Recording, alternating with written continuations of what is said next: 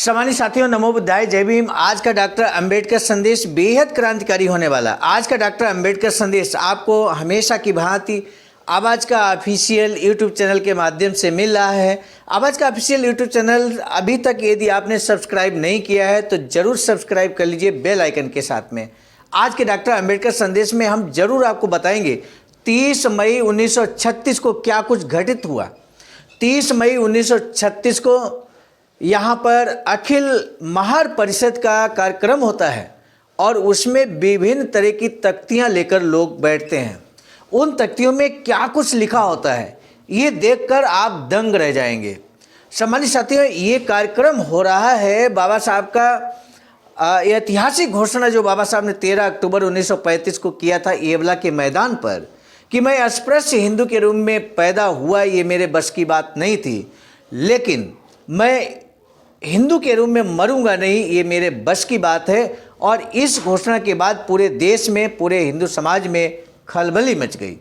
इसके बाद यहाँ पर कई संगठनों ने समर्थन देने के उद्देश्य से ये महत्वपूर्ण परिषद का आयोजन किया, जिसमें हम आपको बता दें 30 मई 1936, 31 मई 1936 और 1 जून 1936, 2 जून 1936, ये लगातार कार्यक्रम लगभग एक हफ्ता कार्यक्रम चलने वाला है। उसी के अंतर्गत आज अर्थात 30 मई 1936 को क्या कुछ घटित होता है वो संपूर्ण विवरण हम लेकर उपस्थित हुए। अब निश्चित रूप से आपकी जिज्ञासा बढ़ गई होगी कि आखिर 30 मई 1936 को क्या कुछ घटित हुआ। आइए सीधे हम ले चलते 30 मई 1936 के घटनाक्रम की ओर। और आज का डॉक्टर अम्बेडकर संदेश हमेशा की भांति प्रसारित किया जा रहा है स्थान Buddha Bodhisattva Ambedkar international centre BBIC, Sarnath, Varanasi, राज्य उत्तर प्रदेश, देश भारत के सौजन्य से। सम्मानित साथियों, विषय है मुक्ति कौन पते बाबा साहब डॉक्टर अंबेडकर संपूर्ण वाङ्मय खंड 38। तीसरा भाग लेकर हम उपस्थित हुए हैं पेज नंबर 470 से 473। अर्थात 30 मई 1936 के दिन हैदराबाद संस्थान के प्रसिद्ध नेता श्री BS वेंकटराव की अध्यक्षता में बड़ी धूमधाम से मुंबई इलाका महार परिषद का अधिवेशन शुरू हुआ। इस परिषद के लिए दादर नायगा और नुक्कड़ पर स्थित विस्तीर्ण मैदान पर 50,000 से अधिक लोग आराम से बैठ सकें, इतना विशाल मंडप खड़ा किया गया था। इस विस्तीर्ण मंडप में महार दरवाजा, नासिक दरवाजा और रमाबाई अंबेडकर दरवाजा नाम से 3 बड़े दरवाजे बनाए गए थे। मंडप का नामकरण रमाबाई नगर किया गया था, मतलब मंडप का नाम भी यहाँ पर उसका भी नामकरण किया गया। ऐसी वर्किंग होती थी बाबा साहब के निगरानी में। मंडप में कुछ सूक्तियों वाली तख्तियां टंगी हुई थी, इसी पर विशेष फोकस है आज का डॉक्टर अंबेडकर संदेश। क्या सूक्तियां थी, आखिर उन सूक्तियों का क्या उद्देश्य है, ये आज के डॉक्टर अंबेडकर संदेश में हम विस्तार से बताने वाले हैं। सम्मानित साथियों,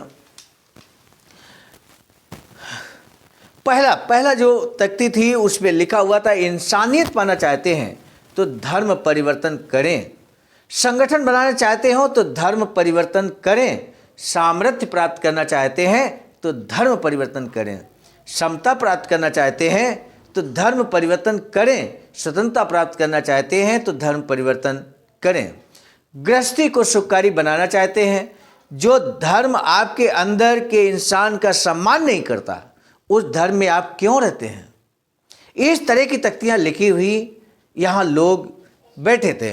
जो धर्म आपको मंदिर में प्रवेश नहीं देता उस धर्म में आप क्यों रहते हैं, जो धर्म आपको पानी मिलने नहीं देता उस धर्म में आप क्यों रहते हैं, जो धर्म आपको शिक्षा लेने नहीं देता उस धर्म में आप क्यों रहते हैं, जो धर्म पग पग पर आपकी मान हानि करता है, अपमान, शोषण, अत्याचार करता है उस धर्म में आप क्यों रहते हैं, जो धर्म आपकी नौकरी के आड़े आता है उस धर्म में आप क्यों रहते हैं, जिस धर्म में इंसान के साथ इंसानियत से पेश आना मना है वह धर्म नहीं बरजोरी अर्थात जुल्म जबरदस्ती की सजावट है, जिस धर्म में इंसान की इंसानियत पहचानना अधर्म माना जाता है वह धर्म नहीं वह तो रोग है, जिस धर्म में अमंगल पशु का स्पर्श हो तो चलता है लेकिन इंसान का स्पर्श नहीं चलता वह धर्म नहीं पागलपन है, जो धर्म बताता है कि समाज का एक वर्ग विद्या न प्राप्त करे, धन संचय न करें, से इसने ही इंसान के जीवन का विडंबना है,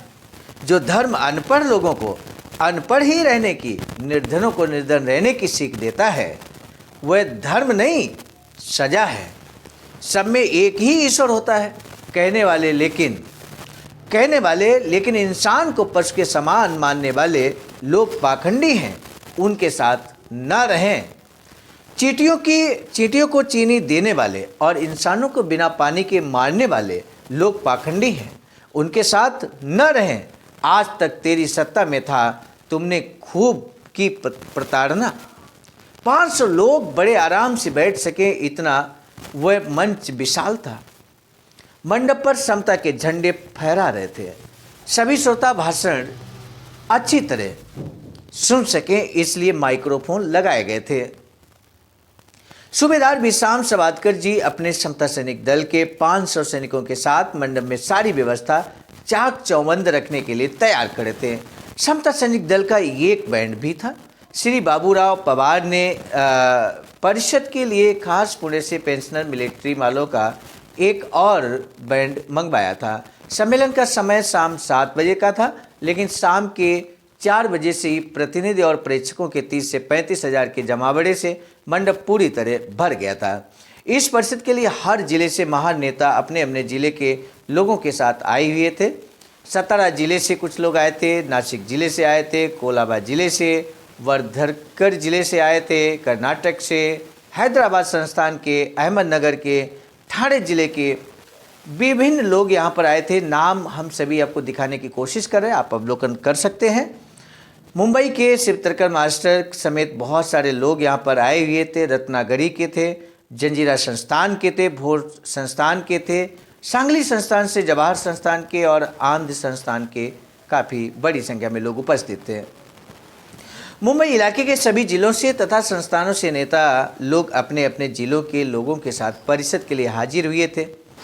इसके अलावा परिषद के लिए देवदत्त नारायण तिलक और सम्मानित साथी देवराव नाइक, DB प्रधान समेत देखिए आप बहुत सारे नाम हम आपको अवलोकन करा रहे हैं।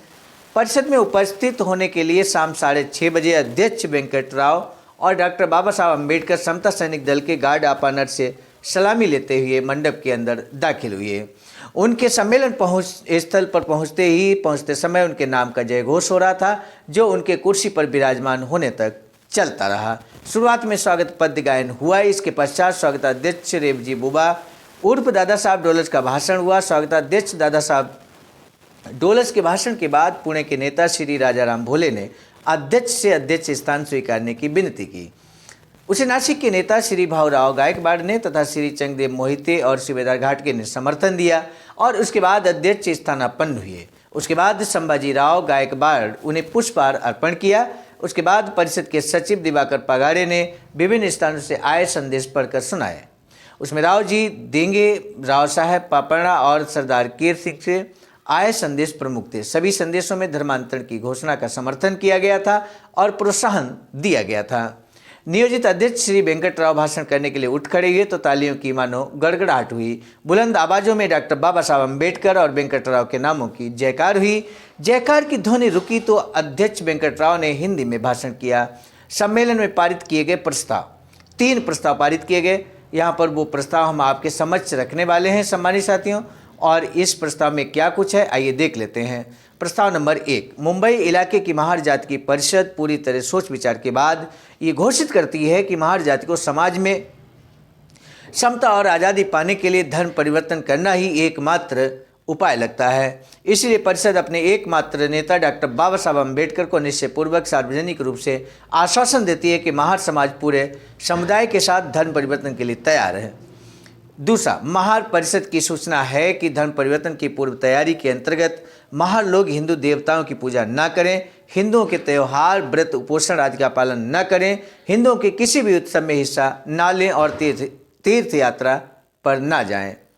ये प्रस्ताव यहाँ पारित किया गया। ये प्रस्ताव नासिक के प्रसिद्ध नेता श्री भाऊराव कृष्णराव गायकवाड़ ने रखा। उनके इस प्रस्ताव का समर्थन किया गया। धारवाड़ के श्री एस बराले ने उन्होंने इस संदर्भ में अपने विचार प्रकट किए। इस प्रस्ताव का समर्थन करते हुए अहमदनगर के श्री PJ रोहम, जनाबाई मोरे, कुमारी राजूबाई गायकवाड़, सोनूबाई डाबरे, भागीरथी बाई तांबे, कोलाबा के प्रमुख नेता श्री विश्राम गंगाराव सवादकर के भाषण हुए। इस तरह से आज का डॉक्टर अम्बेडकर संदेश समाप्त होता है। आज का पहला प्रश्न, 30 मई 1936 के अधिवेशन में दरवाजे के नाम क्या थे और मंडप में टंगी तख्तियों में क्या विशेष, संक्षेप में अगर मतलब सारांश हम आपसे पूछें तो उन तख्तियों का सारांश क्या था, ये आपको बताना है। 30 मई 1936 के अधिवेशन में दरवाजे का नाम क्या था, मंडप में टंगी तख्तियों का सारांश क्या था। अधिवेशन में कौन कौन से जिले, संस्थानों और राज्यों से नेता परिषद में हाजिर हुए थे और क्या प्रस्ताव पारित किए गए। सामान्य साथी, यहाँ पर दो प्रश्न हैं। दो प्रश्नों में से किसी एक का जवाब जिसका आप आसानी से दे सकते हैं, उसका आंसर आवाज का ऑफिशियल के यूट्यूब चैनल कमेंट बॉक्स में आप लिखने का कष्ट करें। बहुत सारे साथी यहाँ पर, मुझे ऐसा लगता है कि वो अम्बेडकर संदेश सुन तो लेते हैं पूरा, लेकिन वो कमेंट नहीं कर पाते हैं। तो आप देखिए, इसी मैसेज के नीचे कमेंट आप क्लिक करेंगे तो वहाँ पर मैसेज टाइप खुल जाएगा। आप हिंदी या इंग्लिश में जैसा भी आप उचित समझे आंसर दे सकते हैं। आज का डॉक्टर अम्बेडकर संदेश कैसा लगा ये भी जरूर बताइएगा कमेंट बॉक्स में। आज का डॉक्टर अम्बेडकर संदेश हम लेकर आए थे मिशन नायक बुद्ध मित्र मुसाफिर सर, राष्ट्रीय महासचिव आवाज का नई दिल्ली की प्रेरणा में, और साथ ही साथ संकलन कर्ता में परम आदरणीय विजय कुमार बौद्ध जी, प्रांतीय कोषाध्यक्ष आवाज का बिहार। प्रस्तुत कर्ता में मैं स्वयं सर्वजीत आर्य, राष्ट्रीय कोषाध्यक्ष आवाज का नई दिल्ली। आज के डॉक्टर अम्बेडकर संदेश को अब समाप्त करने की दीजिए इजाजत। पुनः मिलेंगे नए डॉक्टर अम्बेडकर संदेश में, तब तक के लिए आप सभी को सादर नमो बुद्धाय, जय भीम।